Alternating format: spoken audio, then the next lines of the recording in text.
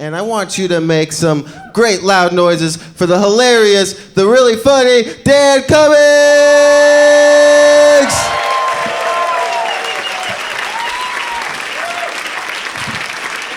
Oh, thank you guys. One more time for Brandon and Pat.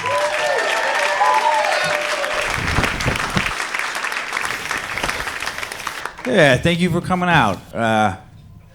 If you guys have ever heard any of my stuff before, you know it tends to be fairly negative. Sometimes aggressively hateful. I wish I wasn't like that. I really do. I wish I was like a more positive, happy-go-lucky person. I see those people. They seem to have fun lives. You know, get along with everybody. That'd be nice. Just so many people just rub me the wrong way, right? A while back, I was trying to put myself in a more, positive mindset. I was driving down the road, and I was like, you know what? It can't just be everybody else. I got to take some responsibility. A lot of this has to be me. I got to stop judging people so quick. I got to calm down, see the best in others. And as I'm thinking these kind of positive thoughts, this complete piece of shit just cuts me off in traffic. It's like, dude, I'm trying to be positive right now. Normally, I would snap in that situation. I'm like, no, I'm not going to snap today. I'm not going to snap. You know what? Because everybody makes mistakes. Everybody makes mistakes. Maybe he just didn't see me. That's all. He'll realize what he did. Eventually, he'll apologize. That's all I wanted. Just a little recognition for him almost killing me. Just a little like, oh, sorry about that, buddy. I didn't see you. And I'd have been like, don't even worry about it. I'm different now. I don't even care. Whatever somebody does in that situation. But he doesn't acknowledge me. So then I'm like, well, maybe he really truly didn't notice. And I just give him a little honk to let him know he almost killed somebody, but like a light honk. Like a non-threatening, not trying to start shit, not trying to escalate it, more of a gentle caress of the steering area than an assertive push, Just a little like, I don't like it when you do that. Hey, be more careful. He hears that and then immediately just takes his window all the way down and then just full tricep extension. All caps on that one. A lot of exclamation points. Just holds his finger out there, leaves it for a long time. I see it. I see him flipping me off. I see his face in his rearview mirror, just his pompous, entitled, just smug, just fucking punchable face. And that's when I thought, no, I give up. I tried, I give up. And so then I raced up alongside him and I threatened his life like a normal person does in that situation.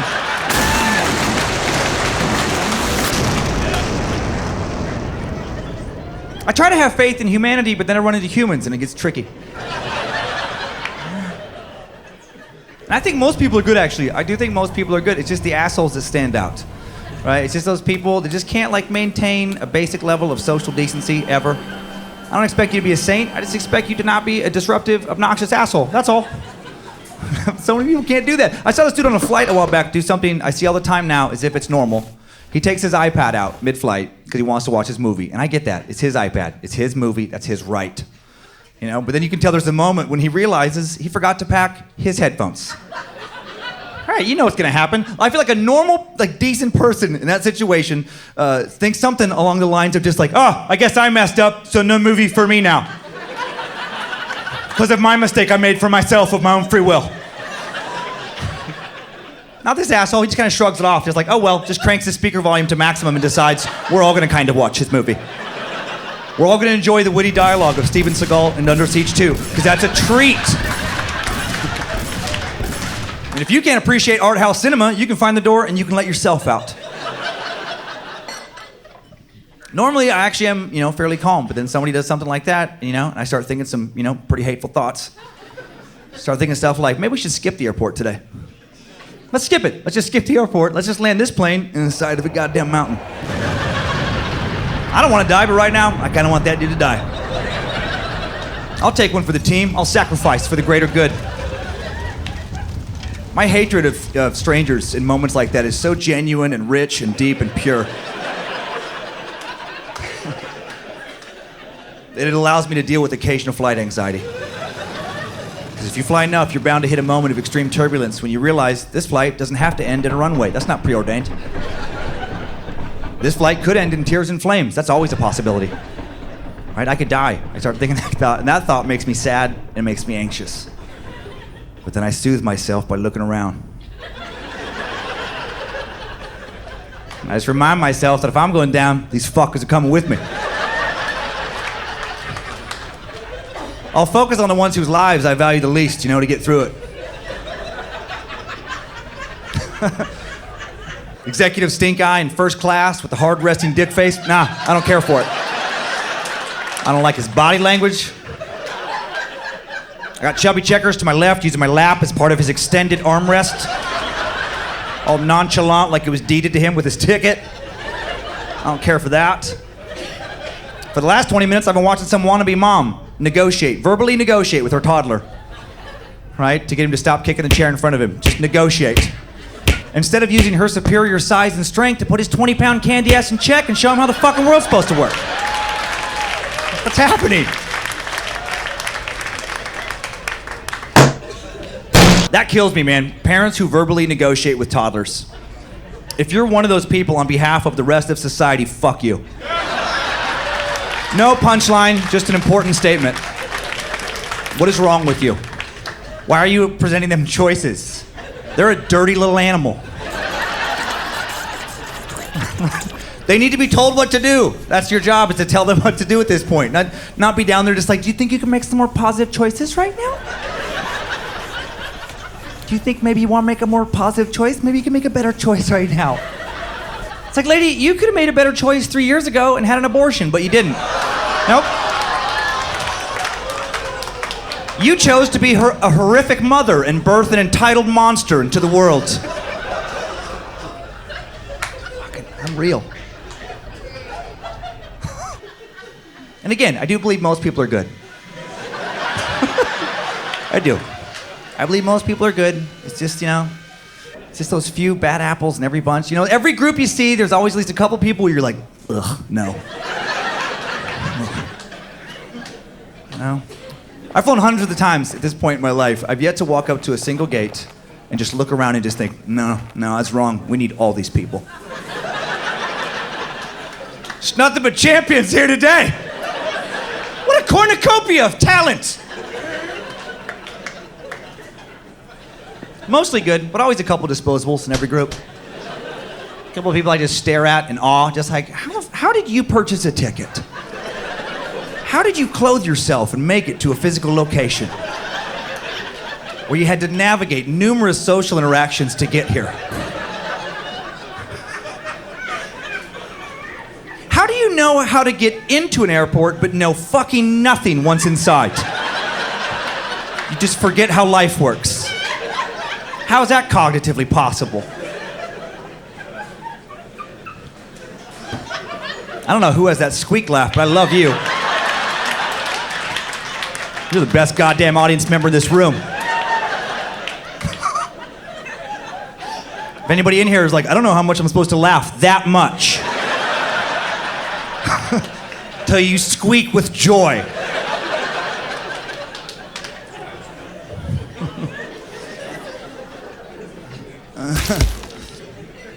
Oh man. But yeah, some of these people I see, I usually see this couple. I'm getting ready to get on my flight. Usually elderly, not trying to pick on seniors, but it's usually elderly. Just people I'm like, how do you not understand how any of this works? They're in the last boarding group, and I don't care if it's their first time flying. They know they're in the last boarding group. Or close. They're not in boarding group 2 or 3. They're in boarding group like 9 or 11 or some shit. And yet they've chose to stand directly in front of the boarding group agent. Right? Like the boarding agent, and block the entire process for everyone else, despite about 10 to 20 announcements not to do exactly that. That's the only announcement. Please don't do that. And yet they just stand there, force everyone else into this needless and uncomfortable moment of, excuse me, are you getting on? I don't want to cut in front of you, but I'm in this group. Are you getting on now? Excuse me, are you aware that a human being is talking to you right now? Excuse me, did you pass away recently? Excuse me.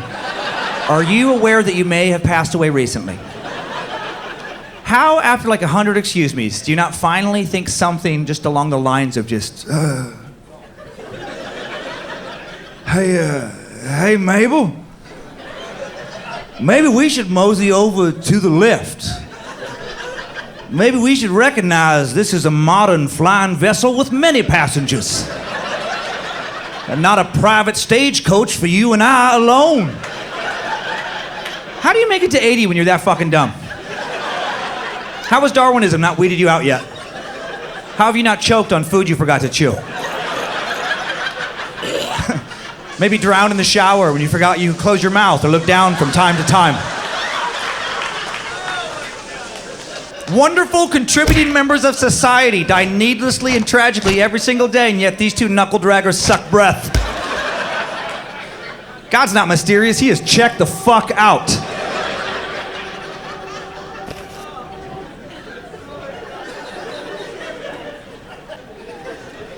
I don't know though, maybe I'm the problem. I gotta entertain that possibility. You know, I'm the one choosing to get all worked up about this stuff. That's a choice, I guess.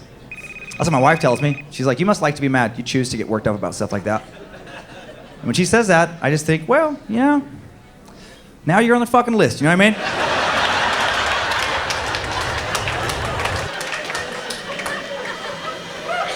You could have chose to support me in my moment of frustration. But you chose to pile on. She's probably right. I do get worked up when I'm alone. That's pretty ridiculous. I'll be alone in a hotel room, removed from society, happy, content. and then it's like I can't stand to feel happy, I guess. I just, on an instinctive level, I'm like, I don't like this. I don't like how this feels. So I get my phone out and I open Facebook and I scroll until I'm furious again. I scroll until I come across a comment, a status update that someone left, and I react as if they yelled it at me specifically, as opposed to just posted it. I do get so frustrated with comment sections just in general on the web. Because I feel like they could be a place for constructive criticism, interesting dialogue. And sometimes they are, sometimes they are. A lot of times they just devolve into a virtual outhouse where frustrated losers take continual and hyper-aggressive hate shits. And if you think I'm being dramatic, just go to YouTube after the show and just read the comment section under anything for more than a minute and see how good you feel about society. Just so much ignorance out there. Just comment after comment of stuff like, this is the worstest movie I ever have seen this ever is. Thanks for taking a study break from Harvard, Dr. Genius. How did you fit 7 apostrophes into that horse shit? What? Man, we can clean up the comment section. Make 2 changes. We can make 2 changes. We can clean it up. All right, first change, I don't feel like you should be allowed to comment on anything you feel like commenting on. It doesn't make sense. You can't know everything about any possible subject. Some subjects you stay away from. I think when you try and leave a comment on the web, a quick IQ test pops up pertaining to that subject. Right? And if you can't answer like a simple question quickly, you get blocked for like 6 months. You know, you're on ESPN trying to leave some comment on some football article, one question pops up. How many weeks are in the regular season? And if you're like, 16. No, there's 16 games. There's 17 weeks because of bye weeks. And if you don't know what a bye week is, then bye-bye, dipshit. Get out of here. This isn't your place to shine. And no more anonymity either. People say a lot of racist, hateful stuff on the web because they can be anonymous. They can shout out from the darkness, you know? I remember like a year or so ago thinking that just racism was done. I was like, you know what? I don't even think racism exists anymore. I think we're pretty good. I think we've reached a good place. And then I was like, wait a minute, you're white, you dumb shit. You don't know what you're talking about. And then I remembered YouTube. Like, YouTube, if you think that there's no racism in society, go to a video of any black man talking about literally anything on YouTube. And look underneath, and you're like, oh, shit. We got some fucking work to do. It's unreal, because people can, you know, say stuff because it never comes back to them. They'll have a profile picture of, like, Ed Norton from American History X. You know, some name like Confederate Warrior, 1853. Oh, you're really on the front lines, you son of a bitch. You're fighting some battles. I think you should have to own those statements. I think your profile picture should have to be your most recently issued, you know, government identification photo. So people know what you look like, and underneath that, it should be your current home address so people can find you and follow up with some questions about your witty comments. Yeah, that'll shut it down. People will be a lot less brave if it comes back on them. I don't know. Thank you. Thank you. Mandatory sterilization. Let's talk about it. I wanted to open up on it, but I didn't know if you trusted me yet. I feel like we reached that point in the evolution of our species where we need to address this, you know. And I realize there is not a good historical precedent of a white dude bringing this shit up. But hear me out. I got a little different angle. It doesn't make any sense from a logic point of view. You know, you just can't keep. We have a limited amount of resources. You can't keep pumping out, you know, mouth breather after non-contributor after shithead at an exponential rate and expect a pleasant ecosystem for the rest of us to perpetually enjoy. That's not a sustainable equation. It's not responsible to let, you know, 14-year-olds continue to play pull-out roulette and just pop out tax burdens. It's insanity. It's insanity. Somebody smarter than me could put an end to it. Some nanotechnologist, some biotech engineer could develop a sterilization chip, little microchip that's put in every single baby, every race, gender, sterilized until they're at least 25 years old. Whole human race. And then if you're 25 or older and you would like to have kids, you can. If you can pass a test of basic parental abilities. You gotta earn that shit. That'd be nice, right? First part of the test should be finance. It's not warm and fuzzy, but if we were gonna do a perfect world, you should be able to afford to bring life onto the planet in a perfect situation. You know, the first section of the test would be the address section. You can fail that. I know that sounds heartless. But if you put down your parents' address, you can get the fuck out of here. What are you doing? Go on, get, scat. Other questions would test your financial maturity. Stuff like, in the previous 6 months, have you purchased, unironically, a Razor scooter, sneakers that light up, or hit on someone at a mall food court? And if you answer yes to that, you don't even get to take the test again, Peter Pan. You're never gonna be ready.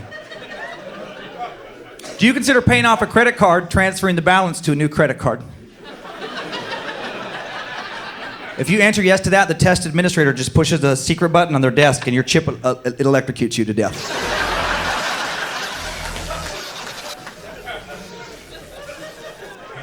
If you can pass finance, then you should have to pass some common sense stuff. Make sure you're not gonna kill a kid you happen to be able to afford. Really easy stuff you should know.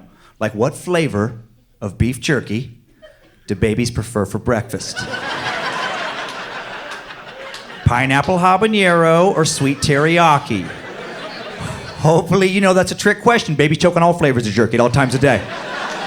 Jerky's quite chokeable for babies. They're small mammals with no teeth.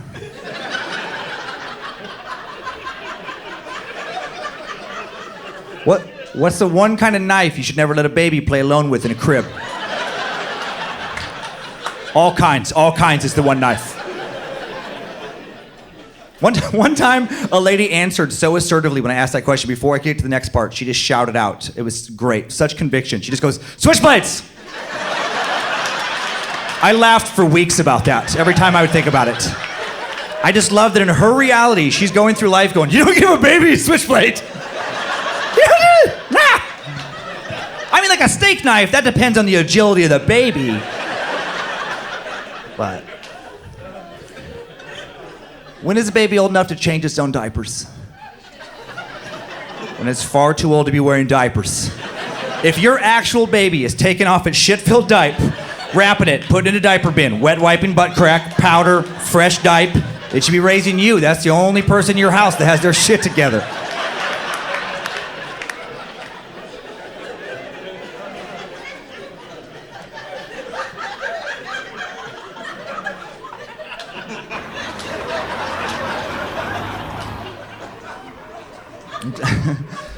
I'm glad this test wasn't around 40 years ago, or I wouldn't be here. When I was born, I had a 37-year-old grandma. That's bad math anyway you crunch those numbers. There's no equation that makes you think, good for them, good for them. That's great. I did like having a young grandma. I still have a young grandma. I loved it growing up. My grandma Betty, she was way younger than my other friends' grandmas. I would do things with her that would blow my friends' minds. You know, like we would legitimately go mountain climbing. Not like a trail, like just up a mountain. In like 5th, 6th grade, my friends would be like, "How is your grandma climbing a mountain?" I'm like, "'Cause she's 45. She's an athlete in the prime of her life is how." I don't know if I deserve him. Probably not, but I have kids. I have a 9-year-old daughter, Monroe. I have an 11-year-old son, Kyler. Man, they're good kids. Oh, thanks, yeah. They're fun. I love them. They can be be annoying, but so can every kid. So can every person. I can be annoying. We can all be annoying. But what's great is like when your kids are annoying as a parent, you can provide so much incentive to them to no longer be annoying. Right? That you can't do with other people. Like you can threaten legitimately to take away all of their stuff. That's power. Because technically all of their stuff is all of your stuff. This can be nice to remind them. I wish if my dad powers translated to the rest of the world, I feel like I would hang out in public much more, right? That'd be so great if like some dude's acting like an idiot at a bar, just whistling at the bartender, snapping his fingers, just like, hey, dude, she's not a dog, that's a human being, knock that shit off. You don't talk to me that way. Do you want me to take your phone? Is that what you want? You want me to take it?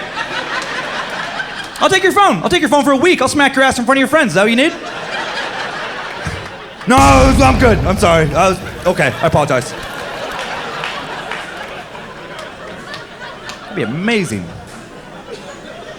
Every once in a while, I meet other parents who don't seem to actually like their kids. It's one thing to be annoyed by your kids, but actually don't seem to like their kids. That always really makes me so mad. It's like, it's sad. You shouldn't act. These are your kids. If you don't like them, you should be mad at yourself, right? Odds are this is your fault. You had the opportunity to create somebody fun to hang out with, and you fucking blew it. These people instinctively love you at birth. They want you to be proud of them. You can legally discipline them when they act in ways you don't approve of. And if they don't like your discipline and they run away, the police, free of charge, will find and return them to your home. For more shaping and crafting and molding. It's like you're the head baker in an artesian kid cafe. I like the way my kids see the world too, man. They're not jaded and cynical yet. The world is very magical to them, full of all kinds of possibilities. Like right now, my kids insist on having the hallway light on at night because they still believe in monsters. Like they actually believe monsters are real. How intense is that? And if you really think about it, how dumb are they for thinking a light would stop a monster? It's like, let me get this straight. You believe in an evil paranormal entity that can track you to your room and kill you in your bed, but also believe that 60 watts is going to shut down their entire operation. Like they're just going to give up. It's like, well, I guess we just go back to hell then. No, he's got a light on. We'll have to kill someone else. I don't have the heart to point out how ridiculous this is to them. Like, you guys have to know on some level that light or no light, real monster gets in this house, it's going to tear this family apart. For sure. If anything, it's going to get you two dipshits first because you're lit up and easy to spot. Your stepmom and I have a chance. We might be able to sneak out under the cover of darkness and start a new family.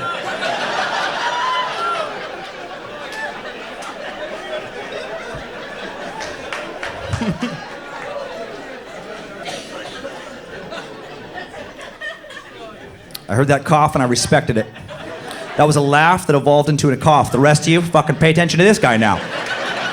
Now he's running the show.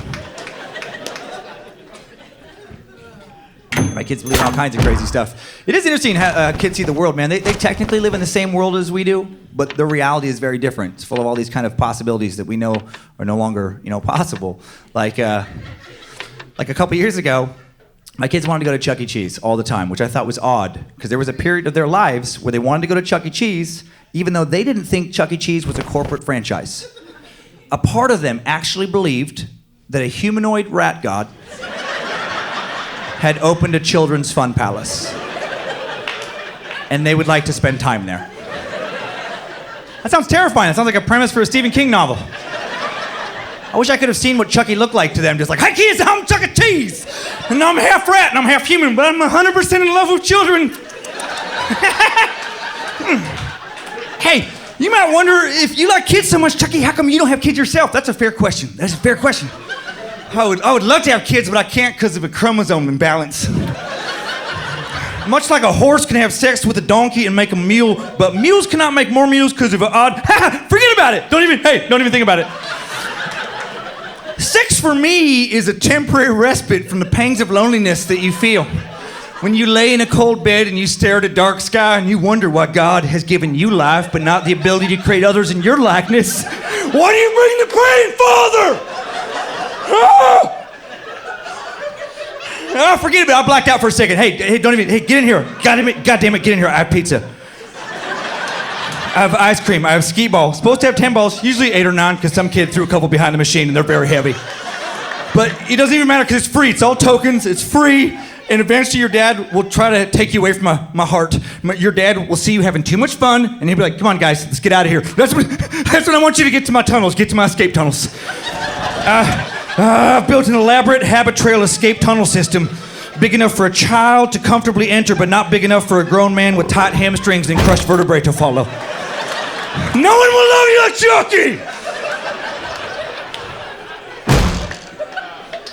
Something like that is probably what they envisioned. Probably not quite that dark. I appreciate you sticking with me on that one. That was a weird one. Every time I do that, I feel like I'm gonna pass out about halfway through. I don't breathe right.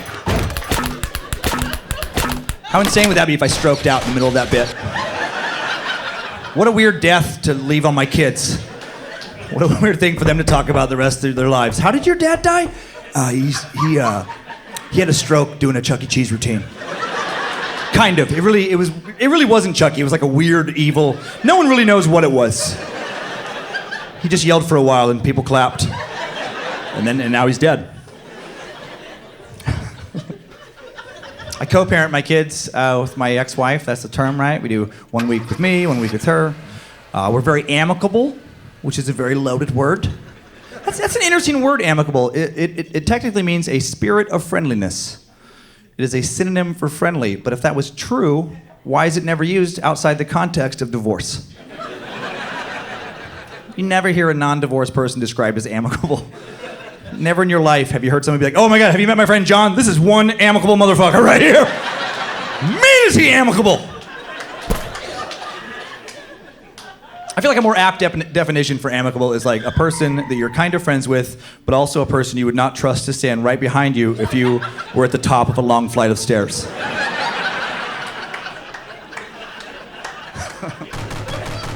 But we do try and be respectful of each other's parenting styles, you know, try and run things by each other before we make decisions. But my ex did something a while back that really irritated me because she didn't ask me if I thought it was cool. Without running it by me at all, she just went out, she just got my kids a giant stepdad.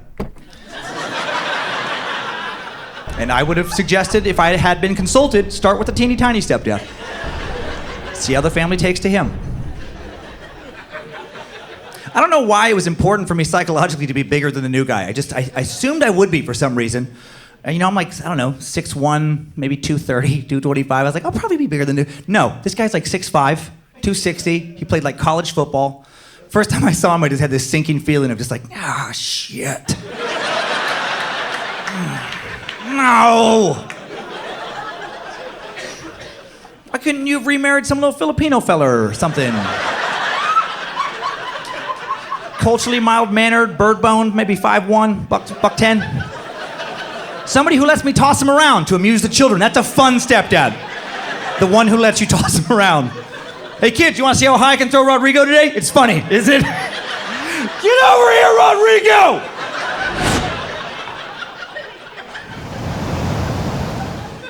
Instead, I got this Neanderthal. He's a nice guy, but you know, he's gotten to my subconscious. I feel like I don't think about him consciously a lot, but he's clearly messing with my brain and my subconscious because he'll pop up in daydreams randomly. Like, you know, like I'll be having some, like those weird daydreams where like, where did that even come from? Like I'll be picturing my kids having some hypothetical playground argument. Just, yeah? Well, my dad could beat up your dad. Maybe, I don't know.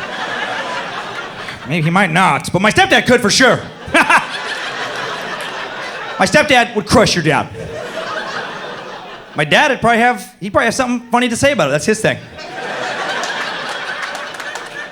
He'd throw in a witty comment from a safe distance and have excuses later why he didn't jump in.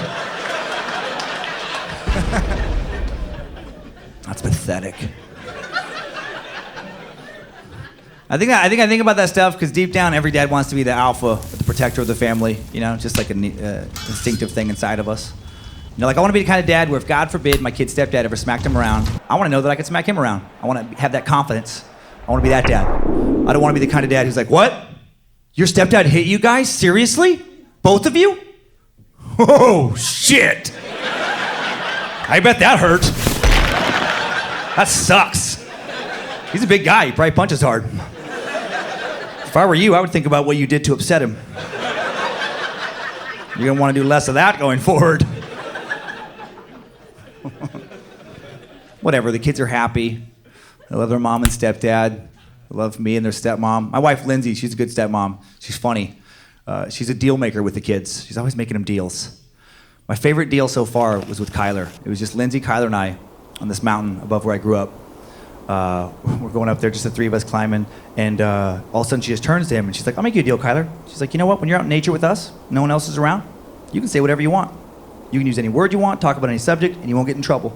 And she told me later that she did that so he trusts us. So when he's older, he shares more important things. And apparently, building trust starts with profanity. I didn't know that. And I asked him if he ever cursed before, and he's an honest kid, and he's like, no. And then I got excited. I'm like, I get to hear my son's first swear word. That's a big moment in a boy's life. I was like, how's he gonna do it, Is he gonna ease into it? Make sure the deal's good before he goes bananas? And just say, Dad, this mountain's really kicking my bottom. It's kicking the bottom of my butt. It's kicking the bottom of my fucking butthole. I'm like, whoa! Whoa, easy, buddy. That is not how you do it. That is way too specific. That's a powerful visual you're pushing on people.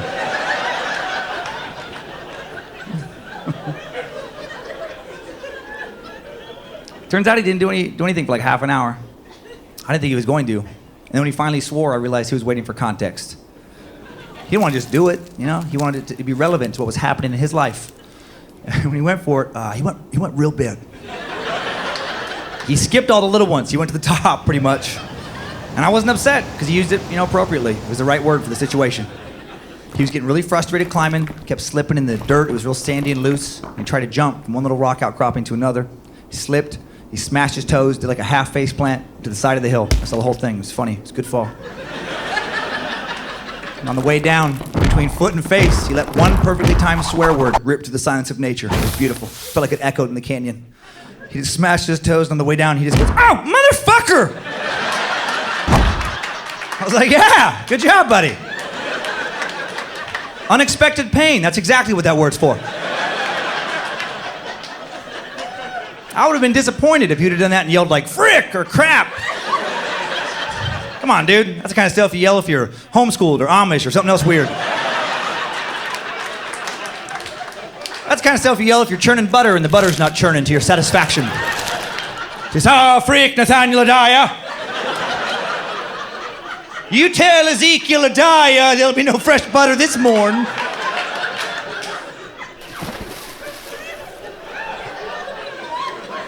I have no idea if that's how Amish people talk. That's probably very patronizing. My sole reference for their culture is Randy Quaid's performance in Kingpin. That's all I know about them. I do like to pretend for my own amusement that they end every first name with Adaya, because that makes very funny dinner conversations in my mind. Hello, brother Randy Adaya. Well, hello, sister Michelle Adaya. Good to see you. And how is brother Ben Adaya? You do too, if it's a junior. Ever since that day out in nature, now when Kyler's not out, climbing or whatever with us, but he feels like he has a curse word to add to the conversation, he started to ask my new favorite question. He gets very serious about it every time. Gets the same look on his face. He'll be like, Dad, permission to swear? I love how formal it is. Makes me feel like the king of profanity. Yes, the king would like to hear some coarse language. Perhaps a shite or a bastard would amuse thy crown. Proceed with your filth. Henceforth. Yeah. My favorite example of him cursing is him and his sister in the back seat. This is a while back. We were still living down in LA. And they had their headphones on, watching a DVD in the back seat. And so I don't think they can hear what I'm doing. And I pull up to my place, and I noticed someone parked in my driveway. And I knew why they did it. Street parking was full for like blocks. They gambled. They wanted to save themselves a walk, hope the person wouldn't come home before they had to leave. But I did come home, and I have nowhere else to park but my own driveway. And so I'm irritated, and then I start saying the kind of things you say when you're angry in a car and you don't think anyone else can hear you. And I'm just kind of talking to myself in the front. It's like, you son of a bitch. Oh, you just couldn't find a spot, so you can take my spot, okay? Save yourself some time. No, you're not, man, because I got to park there. Now I have to park behind you. So now you get to get out when I feel like letting you out. You don't get to fuck me in my own driveway. I get to fuck you in my own driveway. That's, if anyone, whatever nonsense. In the middle of that hateful tirade, apparently the movie had stopped playing. Kids are watching a news show. In the middle of me yelling, I just hear a voice in the back, just, Dad, permission to swear? And I was already pretty worked up, and I was curious, so I go, yeah, go ahead, buddy. And he just goes, what a fucking idiot.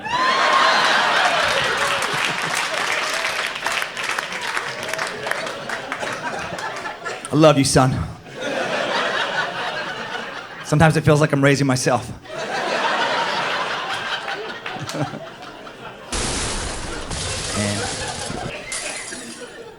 Kids have been asking a lot of questions. They're always asking a lot of questions, tougher questions more recently.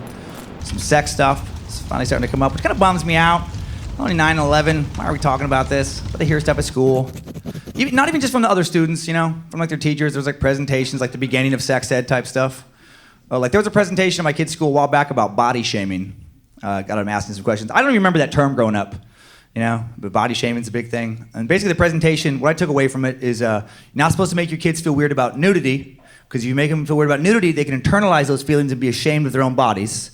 So you're supposed to make them comfortable and stuff. And like what you're not supposed to do, for example, is if your son pops out naked in the hallway, like to leave his bedroom to go to the bathroom, and he's butt naked for no reason,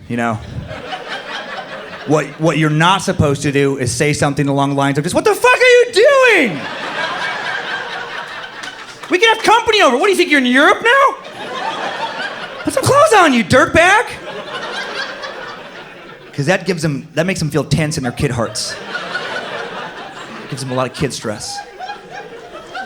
So you're supposed to make them very comfortable in the house, and I want my kids to be comfortable, I do. But I don't want my kids to be so comfortable that my son whips his dick out at the dinner table. And that's not a random example, that's a real situation I had to address. Seriously. Kyler learned about puberty that day at school, and then he became convinced that he had a pubic hair, singular. He thought he had one pubic hair, and he wanted me to verify its authenticity. And he thought the middle of dinner was the appropriate setting for that conversation. So now I have a real memory of asking my son to please put his dick away at dinner. And no father should have that. I was like, dude, if it's there, it'll be there after dinner. We can wait on this. It's not going back in. And then he's like, well, can we talk about it after dinner? And I was like, yes, of course. And then I ate the slowest I've ever eaten in my life. Please forget about this. Please move on. He eats very quickly, and then he just hovers around the table, just kind of circling, like the little perv vulture he is. He waits for me to finish my last bite, and the second I do, he's like, Dad, just come on, just come look. Just come look. I follow him to the bathroom. He's so casual about all of this, he doesn't even shut the door. He just walks around the corner, drops his pants and underwear, and he even leaned out, which I thought was unnecessary. Like a little showcase tilt, like what about if you could just focus your eyes down here? If you could just look in this area. And he just goes, well, is it? And I look down there and I didn't see anything. So I was like, nah, man, I don't think you're there. Just wait, man, don't be in a rush, man. You're gonna get there, and you'll be there your whole life, right? Don't be in a hurry. And now I think I'm like making him feel bad or making him feel embarrassed. No, he feels frustrated and annoyed that I'm not taking it serious enough. And he just goes, well, just get down here and really look. No, I will not. That's when I walked away. That's when he broke my trust. I don't want to make him feel embarrassed, but I also have to look at myself in the mirror. I'm not going to be laying on my deathbed years from now thinking about rooting around on my son's crotch for one hair. I chose to skip that memory. He was making our house so weird for a while. The weirdest thing he did is he was talking to his stepmom, Lindsay, because she's better at this stuff than I am. She had given him some body book to learn about all this kind of stuff. And in the body book, he learned that like women also had pubic hair. And that blew his mind because he thought only dudes had pubic hair. So he wants to verify this with her. And I'm watching this from the hallway. It was so great. And he's like, women have pubic hair? And she was like, oh yeah. And then it was like a light bulb went on above his head and he goes, wait, do you have pubic hair? It was so uncomfortable, it was delicious. If I would have had popcorn, I'd have been like, oh, this is the good part of the movie. This is the great part of the movie. Like, how is she what's gonna happen now? Well, after she's like, yeah, without missing a beat, he goes, let me see it. No, that's the right question, it's the wrong lady. Sit on that, save it for college, play the numbers game if you wanna be that guy. Let that be a freshman icebreaker if you're that bold. You're gonna offend a lot of women, and rightfully so. But the one you don't, maybe marry her. I finally got him to stop talking about it. You know, I didn't want to make him feel weird, but I don't want to be talking about pubic hair for the next 6 months. So I made him a deal, you know, kind of like Lindsay does. And I was like, hey man, I know you're curious. Like, what does a woman look like naked? What does pubic hair look like? I'll make you a deal, dude. I'll show you one photo of a nude woman with pubic hair so you know what it's all about. And then we got to move on. We got to stop talking about it every day, okay?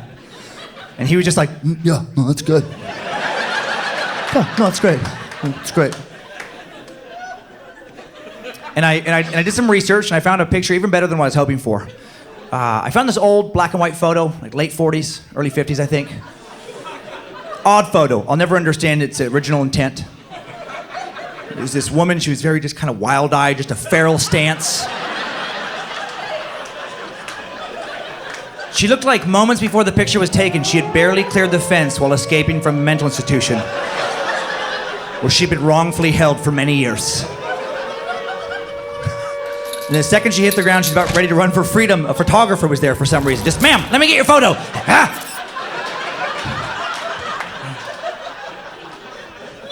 And she had so much bush, like a Ripley's Believe It or Not level. It didn't look photoshopped. It looked like 3, 4 healthy women's bushes woven together into some kind of pubic throw rug that stretched from navel to nearly kneecap.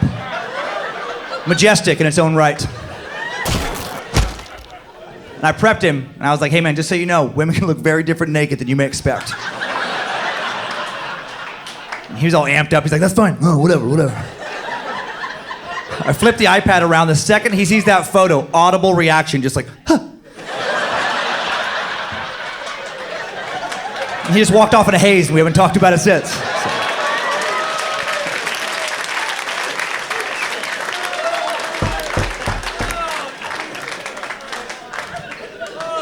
You guys are so fun, man.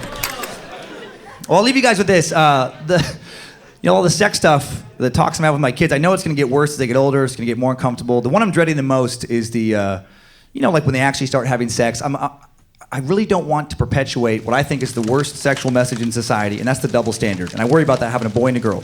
And that's that message, when people start having sex, that dudes can have sex and be studs, women can have sex and be sluts, and it's super destructive because it makes men look down on women, and it makes women also look down on women. And I hear a lot of dads perpetuate that, and I don't think they're aware of it, right? But they just talk very differently about their grown son than they do about their daughter.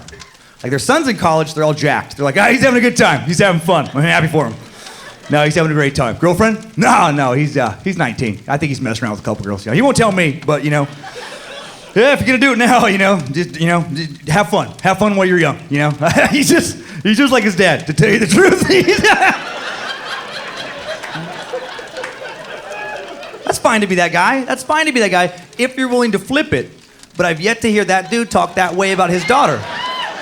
Right? That's ethical, technically. But you never hear that. You never hear that guy be like, she's having fun. I'm really happy for her. She's having a great time in college. She is. Boyfriend? No, she's 19. She's pulling in all kinds of dick. She's just figuring out what she enjoys. Maybe some puss too. I don't know what she's into. Good for her. Do it now. She's just like her mom, to tell you the truth. Hey, thank you guys very, very much. Enjoy the rest of your night.